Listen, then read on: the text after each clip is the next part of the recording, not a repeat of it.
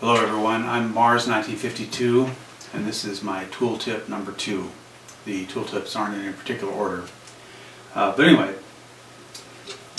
this is the venerable Crescent wrench, aka adjustable spanner. This should be the first tool you get when you buy tools. And of course, screwdriver is right in there too. But these are very versatile.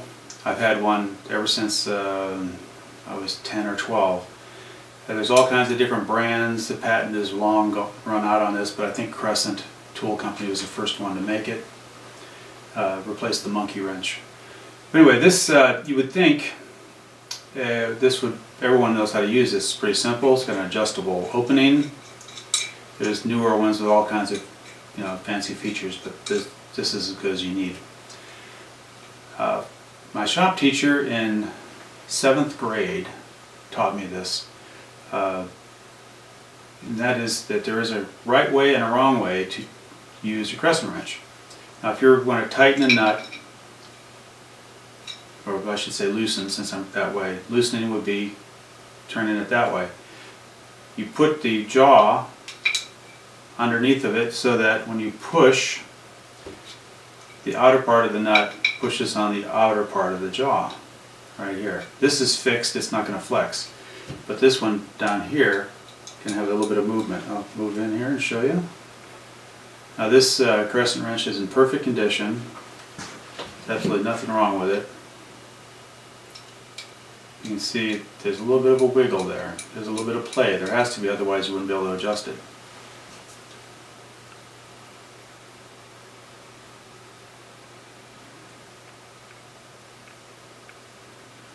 So, if you used it this way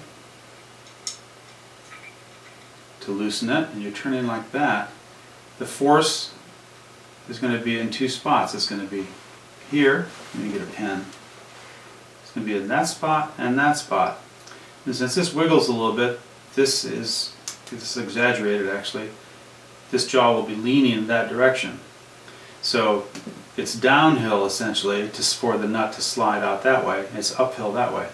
So if we're turning it to tighten it, turning this way, see the force is right here and right here. This is not going to move. This can move. Now, when I first heard that, I scoffed at the idea. Being a kid, I thought I knew everything. I think it doesn't make any difference whatsoever. But over the years, decades actually, I've used that technique pretty faithfully. And there are some times though, when you put your wrench in the spot, you want to turn it this way, the angle is just wrong. You've got to turn it to get it to go. There's just no way to do it otherwise. And I found that when I do have it backwards to the correct way, I round off the nuts a lot more often. Crescent wrench isn't the perfect tool to use. Sometimes it's the only tool that will work. But if you use it so that you're turning, basically think of it as having the pressure force be out here on the end of the jaw instead of on the inside of the jaw. Okay, that's tool tip number 2.